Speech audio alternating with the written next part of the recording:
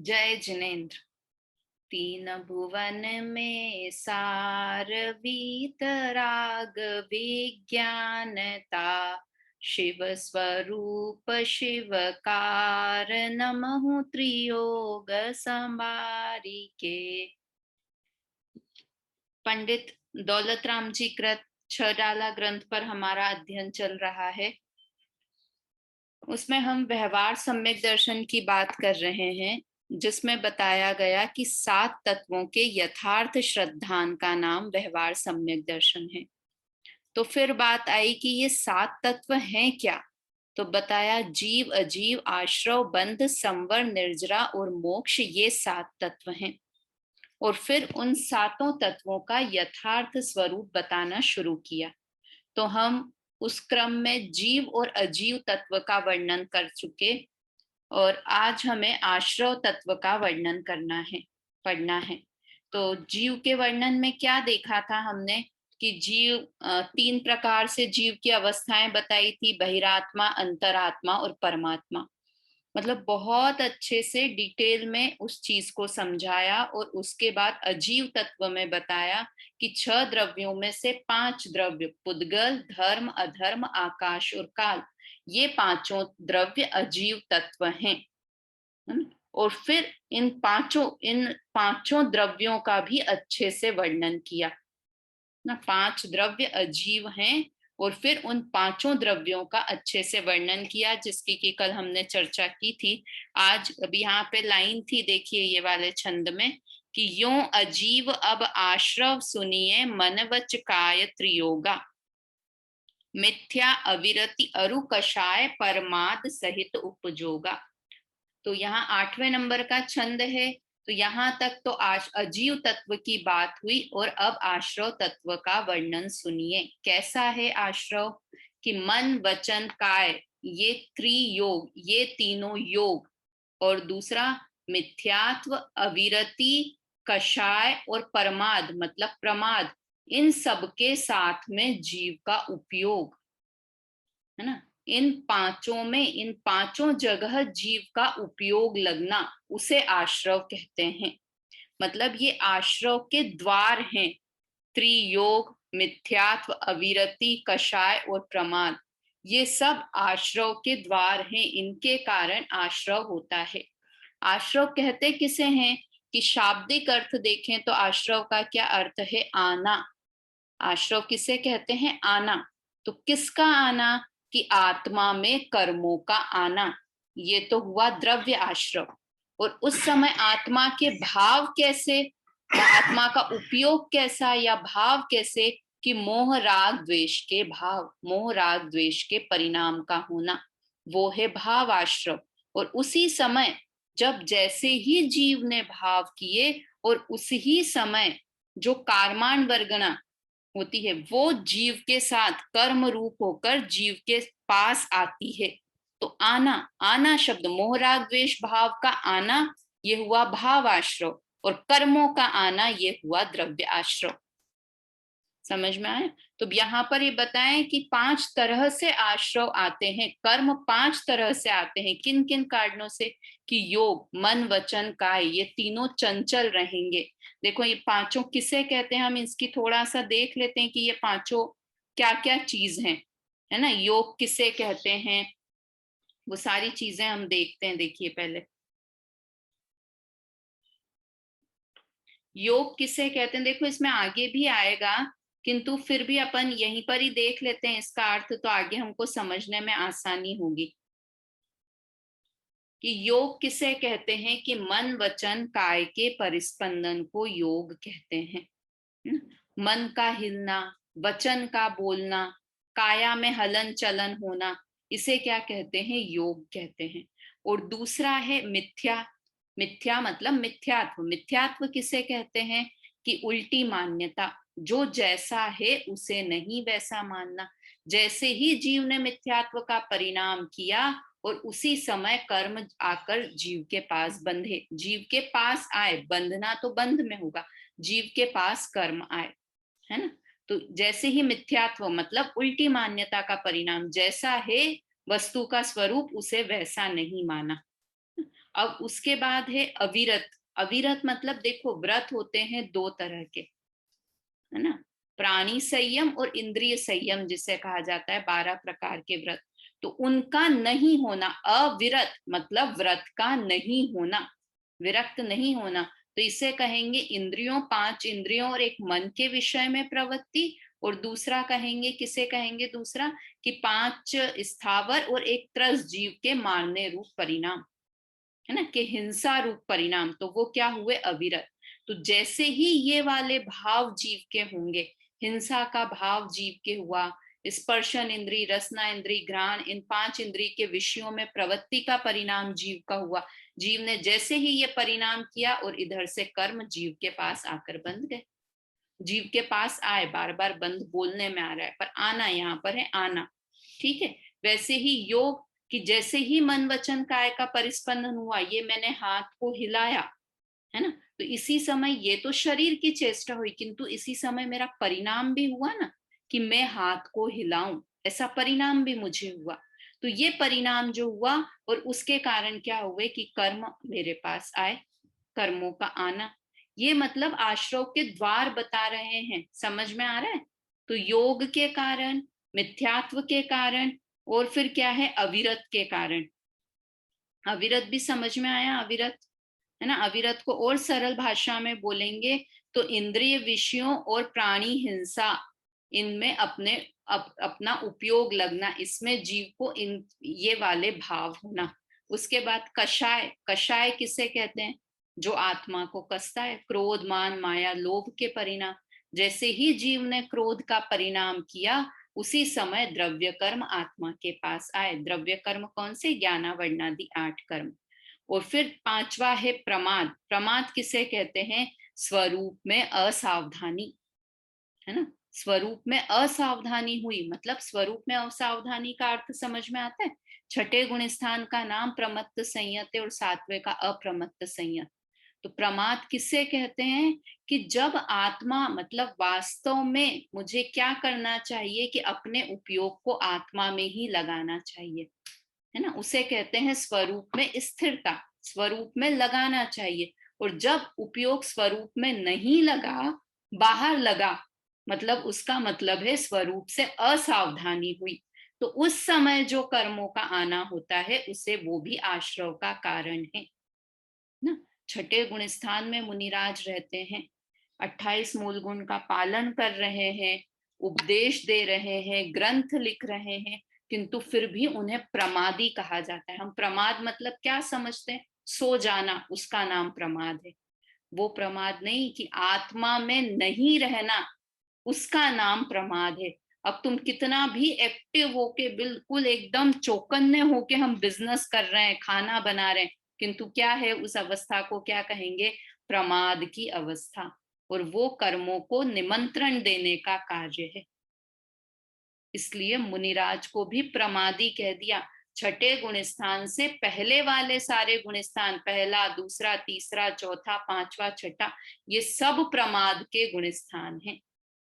जब भी स्वरूप में स्थिर नहीं है, तब तक जीव को प्रमाद है। तो ये पांचों चीजें आश्रव के कारण हैं। देखो इसमें सिर्फ परिभाषा ही नहीं बताई कि आश्रव किसे कहते हैं, अजीव में परिभाषा नहीं बताई कि जिसमें ज्ञान दर्शन नहीं है, अजीव के भेद बता दिए, यहाँ पर आश्रव के भेद बता दिए, उसमें जीव तत्व में जीव के भेद बता दिए दौलत राम जी ने। मतलब ये एक एक दो दो छंदों में इतनी सारी, मतलब एक ये तीसरी ही ढाल में 6 द्रव्य 7 तत्व दोनों का वर्णन आ गया, गिन के 10-12 लाइनों में, समझ में आया। तो क्या क्या हुआ आश्रव, कि मन वचन काय, ये 3 प्रकार के योग, योग समझ में आ गया। योग क्या हुआ, परिस्पंदन, आत्म प्रदेशों का परिस्पंदन होना, है ना, उसे योग कहते हैं। मन वचन काय के निमित्त से आत्मा के प्रदेशों का परिस्पंदन होना। देखो ये मैं बता रही थी ना, हाथ ऊपर किया, तो ये एक हाथ ऊपर हुआ, इस समय 2 चीजें हिली। क्या 2 चीजें, एक तो ये पुद्गल जो ये शरीर है, ये यहां से ऐसा गया, और इसी समय क्या हुए, जो आत्मा के प्रदेश थे वो भी आत्मा के प्रदेश ऐसे थे और ऐसा हुआ। तो आत्मा के प्रदेशों में परिस्पंदन हुआ, तो ये इसे योग कहते हैं। ये जैसे ही हिले आत्मा के प्रदेश और उधर से कर्मों का आना हुआ। समझ में आया? तो ये मन वचन काय, ये त्रियोग मिथ्यात्व का परिणाम, अविरत का परिणाम, कषाय का परिणाम और प्रमाद का परिणाम, इन सबके साथ में जीव का उपयोग, जीव का वैसा होने रूप उपयोग, बैटरी नहीं है इसमें, है ना, इनके साथ में जीव का उपयोग, उसे क्या कहते हैं? ये सब आश्रव के कारण है। देखिए अपन इसमें से पहले अर्थ पढ़ के देखते हैं कि क्या कहा, अर्थ में क्या लिख रहे हैं दौलत राम जी। कुछ हमारा शब्द रह गया हो तो। यो अजीव अब आश्रव सुनिए, इसका क्या है? इस प्रकार अजीव तत्व का वर्णन हुआ, अब आश्रव तत्व का स्वरूप सुनो। क्या है? मन वचन काय के आलंबन से आत्मा के प्रदेशों के चंचल होने रूप 3 प्रकार के योग, है ना, आत्मा के प्रदेशों का चंचल होना, वो हुआ 3 प्रकार का योग। फिर मिथ्यात्व का परिणाम, अविरत, कषाय और प्रमाद सहित आत्मा की प्रवृत्ति, ये उपयोगा बताया ना, तो आत्मा का भाव, आत्मा के परिणाम, आत्मा की प्रवृत्ति, वो क्या कहलाता है? आश्रव तत्व उसे कहते हैं। अब देखिए नीचे और थोड़ा भावार्थ और इसका फिगर देखेंगे तो और अच्छे से हमको समझ में आएगा। मन वचन काय के निमित्त से अब इस प्रकार अजीव तत्व का वर्णन हुआ, अब आश्रव तत्व का वर्णन करते हैं। मन वचन काया के निमित्त से आत्म प्रदेशों का परिस्पंदन रूप 3 प्रकार का योग तथा मिथ्यात्व, अविरति, प्रमाद, कषाय सहित जीव का उपयोग, वह आश्रव कहलाता है ना। जो अपन ने अर्थ पढ़ा, ये 5 कारण बिल्कुल ध्यान रखने, कौन कौन से?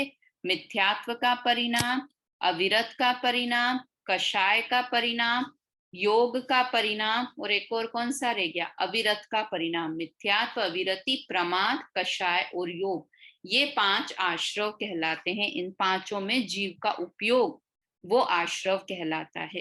देखो ये बहुत फेमस उदाहरण है ये वाला, नाव में है और यहाँ पर ये देखो नाव में छेद हो रखा है ना, तो क्या हो रहा है इसमें? यहाँ नीला पानी इधर भी है और अंदर भी नाव में भी पानी है, तो इसे क्या कहते हैं? आश्रव तत्व का दृष्टांत यह है। ये इतना इजी, इसमें ये 6 डाला से ही ये दृष्टांत इतना फेमस हो गया कि बच्चों को भी दिखा दो ना ये वाला फिगर, तो एकदम बोल देंगे कि यह आश्रव तत्व का उदाहरण है।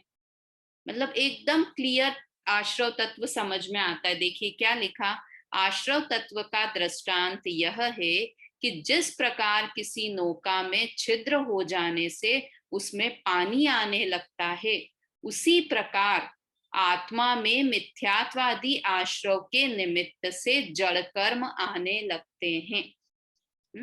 देखो क्या कि एक नाव है और उसमें पानी छेद हो गया उस नाव में, तो क्या होगा कि वो छेद के कारण पानी में, नाव में पानी आने लगेगा। आने वाली चीज बता रहे हैं। तो उसी प्रकार आत्मा में, मतलब यहाँ पर नाव के स्थान पर आत्मा समझना और पानी के स्थान पर क्या समझना? कर्म। तो आत्मा में कर्मों का आना, और छेद क्या हुआ आत्मा में? किस चीज का छेद हो गया? कि मिथ्यात्व, अविरति, प्रमाद, कषाय और योग, इनका छेद हो गया। तो उस कारण नाव में अर्थात आत्मा में पानी आने लगा। समय सार ग्रंथ में बहुत अच्छा उदाहरण एक देते हैं कि किसी कोई अखाड़े में व्यक्ति गया, मनुष्य कोई गया और वो लड़ाई कर रहा है, तो अगर उसके शरीर पर चिकनाई है तो धूल उसे आकर लगेगी, चिपकेगी। और कोई पुरुष है, वो अखाड़े में है, किंतु अगर उसे धूल नहीं लगी हुई है, अगर उसे चिकनाई नहीं लगी हुई है, तो धूल उसे आकर नहीं लगेगी। तो धूल चिपकने का कारण क्या हुआ? कि चिकनाई, स्निग्धता। वैसे ही कर्मों को बुलाने का, आने का कारण क्या हुआ? कि आत्मा के परिणाम कौन से वाले परिणाम, कि मोह राग द्वेष के परिणाम। ये मोह राग द्वेष के परिणाम बोलो या मिथ्यात्व, अविरति, प्रमाद, कषाय और योग के परिणाम। क्यों इन दोनों को, ये दोनों एक ही बात कैसे हुई कि मोह राग द्वेष का परिणाम और मिथ्यात्व, अविरति, प्रमाद, कषाय, योग का परिणाम, ये सब एक कैसे हुआ? देखो, थोड़ा सा समझने की कोशिश करना, समझ में आएगा। मिथ्यात्व का परिणाम, मिथ्यात्व किसे कहते हैं? उल्टी मान्यता को। और वो ही क्या हुआ? मोह का परिणाम। मोह किसे कहते हैं? उल्टी मान्यता को मोह कहते हैं, है ना। तो मिथ्यात्व का परिणाम और मोह का। मिथ्यात्व, अविरति का परिणाम, व्रत नहीं किए, तो ये भी क्या हुआ? मिथ्यात्व के परिणाम के अंदर ही गया, ये मोह का परिणाम हुआ। चारित्र मोहनी का भेद है ना, तो ये भी मोह के अंदर इसे डाल देंगे। कषाय का परिणाम, कषाय को तो अपन कर ही सकते हैं, राग द्वेष में बांट सकते हैं। क्रोध और मान है वो द्वेष रूप है, और माया और लोभ है वो राग रूप है ना। और प्रमाद का परिणाम, प्रमाद का परिणाम क्यों हुआ? इसमें किस में आया ये मोह राग द्वेष के परिणाम में से? कि जब आत्मा में स्थिर नहीं हुए, आत्मा में स्वरूप में स्थिर नहीं हुए, या स्वरूप में असावधानी हुई, उसका नाम ही है कि मोह राग द्वेष का परिणाम। समझ में आया? तो ये पांचों तो कारण बनते हैं, किंतु उस समय जीव का परिणाम कैसा रहता है? कि मोह राग द्वेष का परिणाम जीव का रहता है। तो ये आश्रव है। तो आश्रव दो तरह का हुआ, एक द्रव्य आश्रव और एक भाव आश्रव। तो भाव आश्रव तो हुए आत्मा के परिणाम, है ना, मोह राग द्वेष के परिणाम। और उसका मोह राग द्वेष के परिणाम होने का कारण क्या? कि मिथ्यात्व, अविरति, प्रमाद, कषाय और योग, ये पांच। और इनके कारण जब ये भाव आश्रव जीव को हुए, उसी समय कारमान वर्गना कर्म रूप होकर आत्मा के पास आई, आत्मा के पास कारमान वर्गनाएं उस समय आई। ठीक है, तो इस तरह से हमने आश्रव तत्व की बात की। अब एक बार हम छंद बोल लेते हैं जो हमने आश्रव तत्व के लिए पढ़ा, वो छंद बोलते हैं एक बार, और फिर अगले छंद पर बात करते हैं। छंद नंबर था ये 8 नंबर का छंद। सकल द्रव्य को वास जास में, सो आकाश पिछानो, नियत वर्तना निस दिन सो व्यवहार काल परिवानो, यूं अजीव अब आश्रव सुनिए, मन वच काय त्रियोगा, मिथ्या अविरत अरु कषाय पर, मादे सहित उपयोगा। ये हमने पढ़ा ये वाला कि ये आश्रव के भेद हुए, मिथ्यात्व, अविरति, प्रमाद, कषाय और योग। इस तरह से ये आश्रव की बात हुई। अब हम 9वां नंबर का छंद, 9th नंबर का छंद पढ़ते हैं, जिसमें बंध तत्व की बात है। ये नाव वाला उदाहरण पूरे पूरे सातों तत्वों को समझाने के लिए, मतलब दो तो द्रव्य रूप, पांचों तत्वों को समझाने के लिए दौलत राम जी यहाँ से कहेंगे। पढ़ते हैं आगे का छंद नंबर है 9। आप भी सब साथ में बोलिए। ये ही आत्म को दुख कारण, ताते इनको तजिए, जीव प्रदेश बंधे विधि सो बंधन कबहू न सजिए, समदम तेजो कर्म न आवे, सो संवर आदरिये, तप बल ते विधि झरन निर्जरा, ताहि सदा आचरिये। देखिए, यहाँ सिर्फ बताया नहीं कि कौन से भाव आश्रव बंद संवर निर्जरा है, किंतु वो भी बता दिया कि क्या छोड़ने लायक है और क्या ग्रहण करने लायक है ना। देखिए, आदरिये, आचरिये, तजिए, सजिए, सारी सारी कितनी अच्छे से राइमिंग शब्द लिए हैं यहाँ पर। ये ही आत्म को दुख कारण, ताते इनको तजिए। ये ही मतलब कौन? कि ये आश्रव जो ऊपर बताए ना, जो परिणाम मिथ्यात्व, विरति, प्रमाद, कषाय और योग के परिणाम, तो ये सब क्या है? ये आत्मा को दुख देने वाले परिणाम है। मोह राग द्वेष के परिणाम ये कैसे परिणाम है कि आत्मा को दुख देने वाले परिणाम है। तो समझदार व्यक्ति कौन होगा कि जो दुख देने वाली चीज है उनको छोड़ दीजिए। तो इसलिए ताते इनको तजिए। इसलिए दौलत राम जी कह रहे हैं कि ये परिणाम से आत्मा को दुख होता है, आत्मा को अर्थात मुझे दुख होता है, इसलिए इन परिणामों को त्याग कर देना चाहिए। अब बंध तत्व क्या है? जीव प्रदेश बंधे विधि सो बंधन कबहु न सजिए। कि जीव के प्रदेशों का बंधना किससे? विधि सो, विधि कहते हैं कर्म को, कर्म से जीव के प्रदेश का बंधना, कर्म का आत्मा के प्रदेशों के साथ बंधन होना, उसे क्या कहते हैं? बंध तत्व कहते हैं।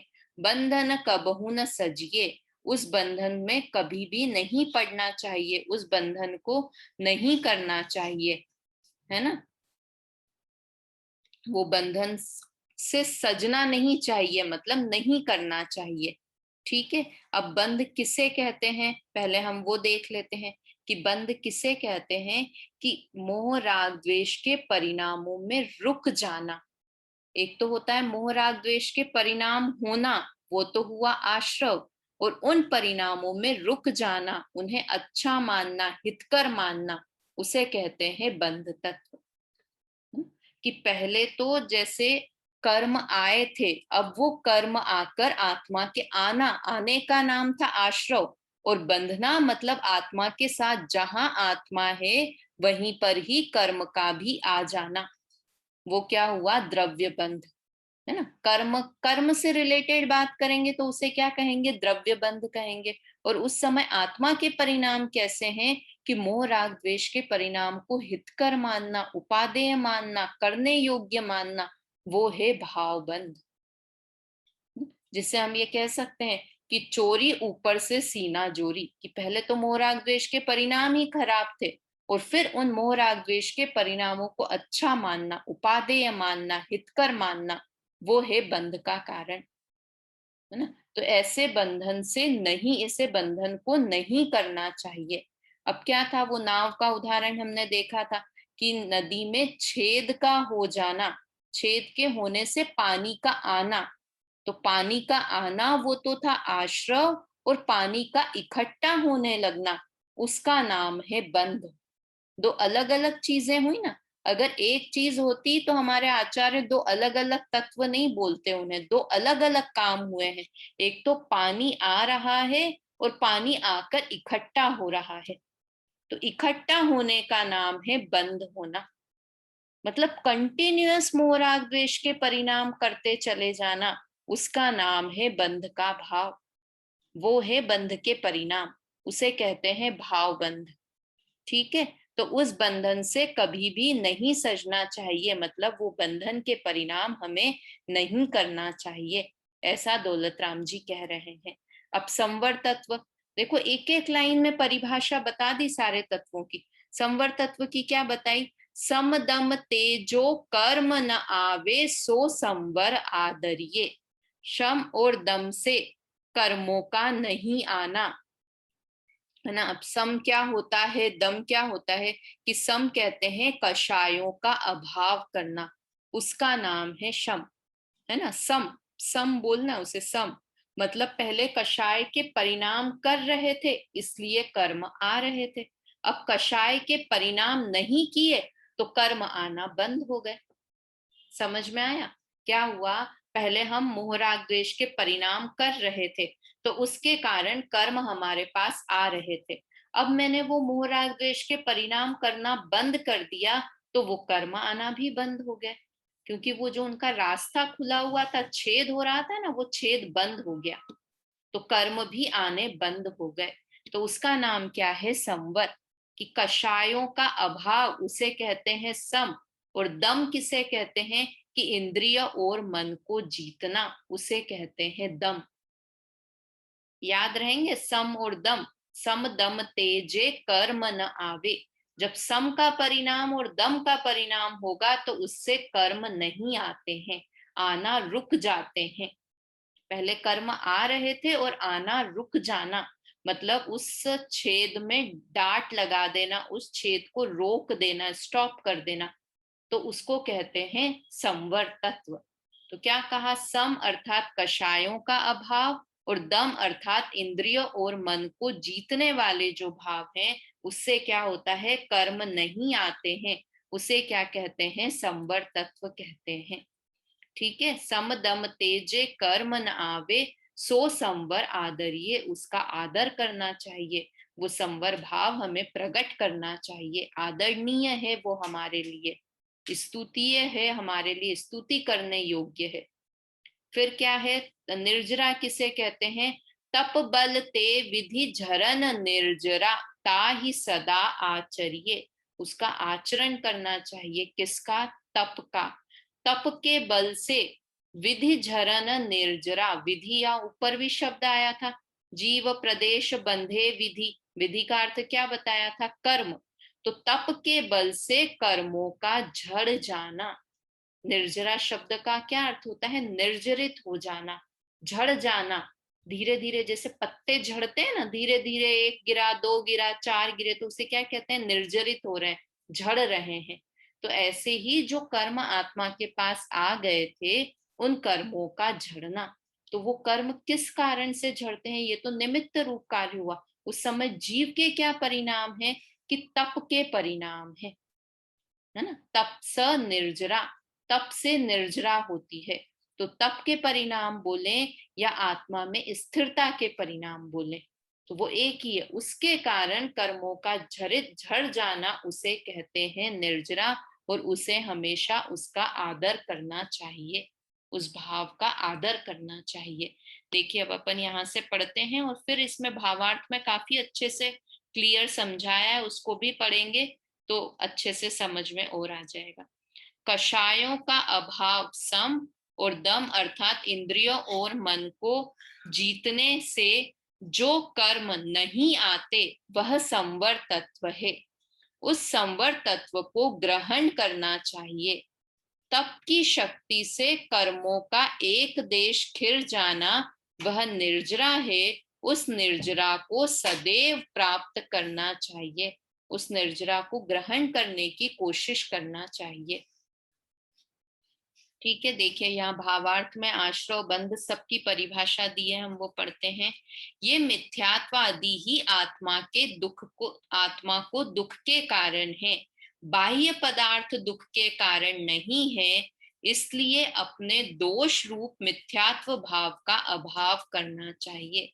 किस कारण मैं दुखी हूं, कि अपने ही मिथ्यात्वादी परिणामों से मैं दुखी हूं, तो जिस कारण से मैं दुखी हूं उसका नाश करना चाहिए। तो कौन से कारणों से दुखी हूं, कि अपनी उल्टी मान्यता के कारण दुखी हूं, तो उल्टी मान्यता कहें या मिथ्यात्व के परिणाम कहें या आश्रव के परिणाम कहें, तो उनका हमें त्याग कर देना चाहिए। समझदार कहेंगे ही उसे कि पता चल जाए कि ये मेरे दुख का कारण है, और फिर भी उसे नहीं छोड़े, तो उसके जैसा मूर्ख कोई नहीं है। तो हमें पता चल गया कि यह आश्रव के परिणाम दुख के कारण हैं, तो इन्हें छोड़ देना चाहिए।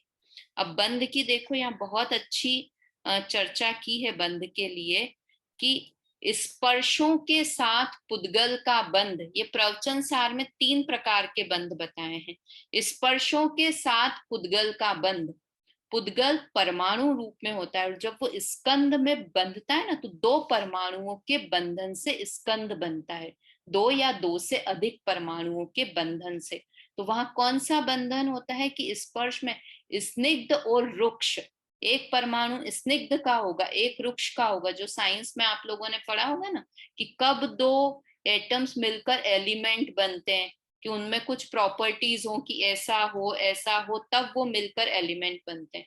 तो वैसे ही यहाँ पर बताया कि स्पर्शों के साथ, मतलब स्निग्ध और रुक्ष वाला जो गुण होता है, तो उससे पुद्गल का बंधन, एक वो बंधन होता है।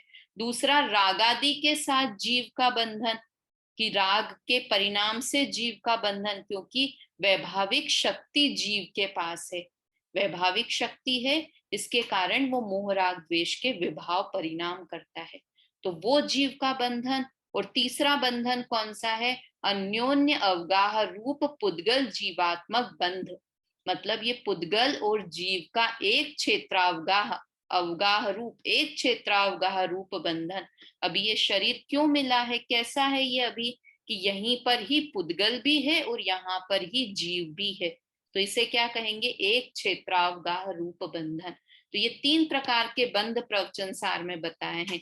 तो यहाँ पर कौन से लेना कि राग परिणाम जो है ये रागादि के साथ जीव का बंधन, तो ऐसा जो भाव बंध है वह द्रव्य बंध का हेतु होने से वही निश्चय बंध है जो छोड़ने योग्य है ना। राग का परिणाम वही बंध का कारण है और वो परिणाम छोड़ने योग्य है। जीव के मिथ्यात्व मोह राग द्वेष परिणाम वह भाव आश्रव है और उन मलिन भावों में स्निग्धता वह भाव बंध है। मतलब उन मलिन परिणामों को अच्छा मानना, उपादेय मानना, वो भाव बंध है। देखिए बंध तत्व का उदाहरण, ये वापस उदाहरण बता रहे हैं। बंध तत्व का दृष्टांत यह है कि जिस प्रकार छिद्र द्वारा पानी नौका में भर जाता है, उस प्रकार कर्म परमाणु आत्मा के प्रदेशों में पहुंचते हैं, अर्थात एक क्षेत्र में रहते हैं। जहां आत्मा है वहां पर ही कर्म रहते हैं। संवर किसे कहते हैं कि पुण्य पाप रूप अशुद्ध भाव को आत्मा के शुद्ध भावों से रोकना। जो मोह राग द्वेष के परिणाम हो रहे थे वो परिणाम नहीं किए, तो अब आत्मा है, जीव है, तो कोई ना कोई परिणाम तो अवश्य करेगा। तो अशुद्ध परिणाम नहीं किए तो कौन से परिणाम किए कि शुद्ध परिणाम का होना। अस्ति से बोलेंगे तो क्या हुआ, शुद्ध परिणाम का होना, और नास्ति से बोलेंगे तो क्या बोलेंगे, अशुद्ध परिणाम का नहीं होना। उसका नाम है भाव संवर। और उस ही अनुसार और तदनुसार नवीन कर्मों का आना स्वतः स्वयं रुक जाना, 2 शब्द लिखिए, स्वतः और स्वयं, अपने आप नए कर्मों का आना रुक जाना, उसका नाम है द्रव्य संवर। ठीक है। मिथ्यात्व और क्रोध रूप भाव, इन सब को सामान्य रूप से कषाय कहा जाता है। ऐसी कषाय के अभाव को शम कहते हैं और इंद्रिय और मन के जीतने को दम कहते हैं। ये भी संवर हैं। संवर के कारण बता दी, कौन से भाव, सम और दम के भाव। सम के भाव मतलब मिथ्यात्व और कषाय नहीं होने के, मिथ्यात्व के भाव नहीं होना वो सम, और इंद्रिय और मन में के विषयों में प्रवृत्ति नहीं करना वो हुआ दम का भाव। तो ये सब संवर हैं। जिस प्रकार छिद्र बंद करने से नौका में पानी का आना रुक जाता है, उसी प्रकार शुद्ध भाव रूप गुप्ती के द्वारा आत्मा में कर्मों का आना रुक जाता है। संवर जब हुआ तो कर्मों का आना रुक जाता है। देखिए निर्जरा किसे कहते हैं, अखंडानंद निज शुद्धात्मा के लक्ष्य से शुद्धि की अंशतः वृद्धि और अशुद्धता की अंशतः हानि होना। शुद्धि का बढ़ना और अशुद्धि का कम होना, उसे क्या कहते हैं, भाव निर्जरा। मतलब शुद्ध परिणाम बढ़ते जाना और अशुद्ध परिणाम मोह राग द्वेष के परिणाम कम होते जाना, उसका नाम है भाव निर्जरा। और उस समय फिरने योग्य कर्म का अंशतः छूट जाना, वह है द्रव्य निर्जरा। जो कर्म आ गए थे, देखो ये पानी में से, नाव में से निकाल रहा है ना पानी बाहर, देखो इसमें लिखा है, जिस प्रकार नौका में आए हुए पानी में से थोड़ा थोड़ा पानी किसी बर्तन के द्वारा बाहर फेंक दिया जाता है, उस प्रकार निर्जरा द्वारा थोड़े कर्म आत्मा से अलग हो जाते हैं। फिर क्या लिखा, शुद्धात्माश्रित सम्यक दर्शन ज्ञान चारित्र रूप शुद्ध भाव संवर है। प्रथम सम्यक दर्शन होने पर स्वद्रव्य के आलंबानुसार संवर निर्जरा प्रारंभ होती है। क्रमशः जितने अंश में राग का अभाव होता है उतने अंश में निर्जरा रूप भाव होते हैं, संवर निर्जरा रूप भाव होते हैं। स्वान्मुक्ता के बल से शुभाशुभ इच्छा का निरोध तप है, उस तप से निर्जरा होती है। तो इस तरह से यहाँ पर बहुत अच्छे से संवर और निर्जरा, आश्रव बंद संवर निर्जरा तत्व बताए। मोक्ष तत्व का वर्णन कल पढ़ेंगे। तो ये तो बहुत सारा हमने इसमें से पढ़ लिया, तो आज तो लग रहा होगा कि बहुत सारा पढ़ा दिया, कठिन कठिन बात बता दी, खिचड़ी बन गई ये सबकी। तो वास्तव में 5 मिनट में अपन शॉर्ट में रिवीजन करें, 5 मिनट हैं अभी हमारे पास। तो क्या है कि मोह राग द्वेष के भावों का होना, वो है भाव आश्रव।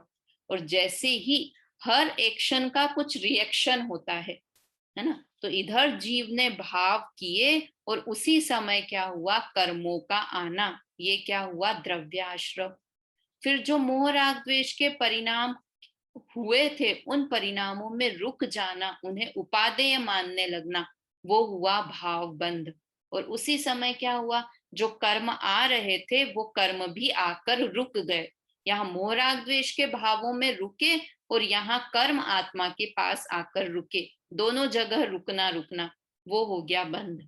संवर क्या हुआ कि मोह राग द्वेष के परिणाम नहीं करना, ये हुआ नास्ति से बात। और अस्थि से क्या हुआ कि शुद्ध परिणाम करना, वो हुआ संवर का भाव। और उस समय उसका रिएक्शन क्या हुआ कि जो कर्म आ रहे थे वो कर्म आना वहां पर स्टॉप हो गए, है ना, वो हुआ द्रव्य संवर। और निर्जरा में क्या हुआ कि शुद्ध भावों की वृद्धि होती गई और अशुद्ध भाव कम होते गए। पहले अशुद्ध भाव ज्यादा होते थे मोह राग द्वेष के परिणाम, और शुद्ध भाव कम होते थे। अब धीरे धीरे क्या हुआ निर्जरा में कि शुद्ध भाव ज्यादा होने लगे। जैसे जैसे गुणस्थान बढ़ता जाता है ना, तो आत्मा में एकाग्रता लीनता बढ़ती जाती है। तो शुद्ध भाव बढ़ते चले गए और अशुद्ध भाव कम होते चले गए। तो वैसे ही यहाँ द्रव्य में क्या हुआ कि कर्म धीरे धीरे कम होते चले गए, तो वो हुई द्रव्य निर्जरा। देखो, तो वास्तव में देखा जाए तो अगर हमारी नाव में पानी भर जाए तो समझदारी किस बात में है, कि नाव को खाली कर देना में समझदारी है कि पानी को रोक देना। वो पहला एक समझदार आदमी क्या काम करेगा कि पहले जहां से पानी आ रहा था उस स्थान को रोकना पड़ेगा, और उसके बाद दूसरा स्टेप क्या होगा कि जो पानी अंदर भर गया है उस पानी को धीरे धीरे करके निकालेंगे। एक साथ तो नाव उल्टी नहीं कर सकते, क्योंकि उसमें बैठे हुए लोग ही गिर जाएंगे। तो क्या करेंगे, नाव में पानी इकट्ठा हो गया है तो धीरे धीरे करके वो पानी को निकालते चले जाएंगे। तो उसी तरह से हमें सबसे पहले क्या करना है कि सम्यक दर्शन का डाट लगाना है नाव में, शुद्ध भाव करने तो प्रारंभ करें। उसके बाद हम पहले तप करने की कोशिश करते हैं। तप स निर्जरा बोला ना, कि पहले पानी को आना तो रोका नहीं है और हम उसमें और तप करते जा रहे हैं, तो पानी तो धड़ल्ले से आ रहा है। कितने समय में वो नाव पानी से रहित हो जाएगी, कि पूरी जिंदगी भी हम पानी खाली करते रहे ना, तब भी वो नाव खाली नहीं होगी। क्यों नहीं होगी? क्योंकि हमने पानी आने का रास्ता नहीं ब्लॉक किया है सबसे पहले। तो हमें सबसे पहले करना क्या है कि पानी आने के रास्ते को रोकना है, अर्थात अशुद्ध भावों को रोककर शुद्ध भाव की शुरुआत करनी है ना। और तब जब ब्लॉक कर देंगे रास्ते को, और फिर धीरे धीरे तप के द्वारा उन कर्मों की निर्जरा होती चली जाएगी। तो वास्तव में ये ही करने योग्य कार्य है। हमें भी यही करना है कि पहले संवर तत्व करना है और फिर निर्जरा तत्व करना है। तो यही करने योग्य कार्य है। एक बार हम लोग ये छंद जो हमने पढ़ा, इसको फिर से एक बार बोल लेते हैं साथ में। कौन से नंबर का छंद है? 9 नंबर का छंद है। ये 10वें नंबर के छंद की चर्चा कल हम करेंगे, है ना। 9 नंबर के छंद में आश्रव बंध, आश्रव की तो पहले कर दी थी 8 नंबर में। इसमें बंध संवर निर्जरा 3 तत्वों की बात की है, और साथ में बताया है कि आश्रव को भी छोड़ना है। एक साथ छंद नंबर बोलते हैं, छंद नंबर 9। ये ही आत्म को दुख कारण, ताते इनको तजिए, जीव प्रदेश बंधे विधि सो बंधन कबहू न सजिए, समदम तेजो कर्म न आवे, सो संवर आदरिये, तप बल ते विधि झरन निर्जरा, ताहि सदा आचर्य, है ना। उस निर्जरा तत्व को, संवर तत्व को हमें प्रकट करना है। देखो ये अपन ने यहाँ पर चर्चा की, और आप लोगों को विशेष अगर देखना है तो ये अपन ने जो कल 6 द्रव्य की चर्चा की थी और 7 तत्व की चर्चा की है, ये दोनों की शॉर्ट वीडियोस यूट्यूब पर डली हुई है। शॉर्ट प्लेलिस्ट में जाकर शॉर्ट वीडियोस देखेंगे तो उसमें 5-5, 10-10 मिनट में ये 6 द्रव्य और 7 तत्व बहुत सरल भाषा में समझाए हैं। तो आप इस क्लास के बाद एक बार वो भी देख लीजिए, तो आपका और ये विषय पूरा कंठस्थ अच्छे से आपको एक बार हृदय में बैठ जाएगा। अभी समय हो गया है, हम लोग जिनवाणी स्तुति करते हैं। निज निधि निज में बताई, यह अनंत उपकार है, इसके लिए जिन वाणी माँ को वंदना शत बार है, वंदना शत बार है। जय जिनेन्द्र।